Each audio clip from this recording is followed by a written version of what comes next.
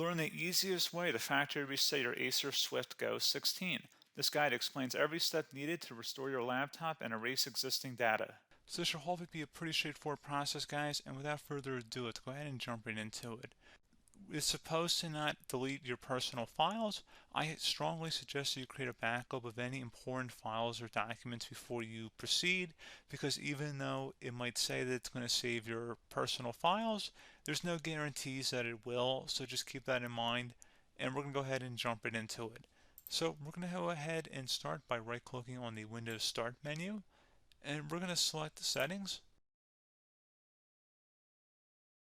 You want to select System, and then on the right side, scroll down until you get to Recovery.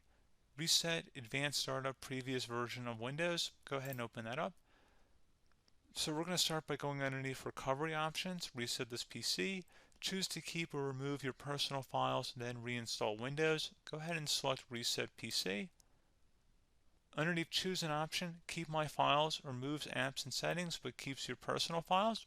Now, like I said, there's no guarantee, but you still want to create a backup, but we are going to select that for today's tutorial here.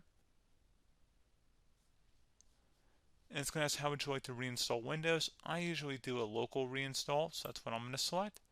And current settings is going to reinstall Windows from this device, and then we're going to select next again. This shouldn't take too long here, guys. And resetting will change settings back to their default, keep personal files, reinstall Windows from this device, remove all apps and programs, and you can also view what apps will be removed. This will take some time and your PC will restart.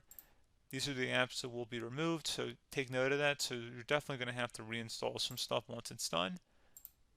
So it looks like I accidentally closed out of there, so I'm just going to go back to exactly where we were.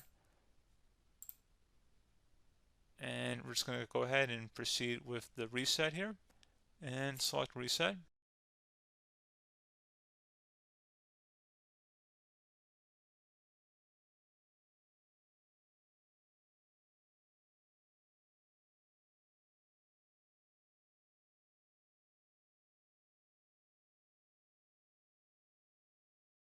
And there you go, guys. Should be simple as that. Go ahead and reinstall any of the applications that were removed. You can see a list of them by clicking on the link that's going to be on our desktop here. And that's pretty much it, guys. So, as always, thank you for watching this brief tutorial. Do hope I was able to help you out, and I do look forward to catching you all in the next tutorial. Goodbye.